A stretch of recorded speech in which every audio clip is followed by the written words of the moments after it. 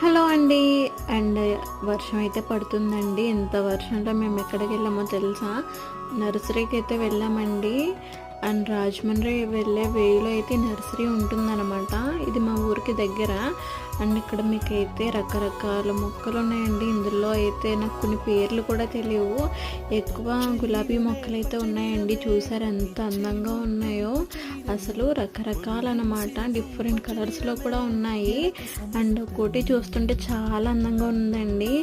మీకు ఇవన్నీ చూస్తుంటే ఏమనిపిస్తుందో కామెంట్ అయితే చేయండి. నాకైతే ఇంటికి తీసుకెళ్ళి మొత్తం ఇంటి నిండా నింపేయాలని ఉంది, కానీ నేనైతే పెంచలేను, అలాగే మెయింటైన్ చేయలేను కూడా. అందుకే నేనైతే అసలు మొక్కల జోలికి అయితే వెళ్ళను. కానీ మా అమ్మమ్మకి అయితే ఇంట్రెస్ట్ అండి. మా అమ్మమ్మ మాట్లాడుతుంది చూసారా ఆయనతోటి. అండ్ ఓ పక్కన అయితే ఇలాగా మల్లెపూ అంట్లు అయితే ఉన్నాయండి. మల్లెపూలు చూసారు ఎలా పూసేసి ఉన్నాయో, ఎంత బాగున్నాయో కదా.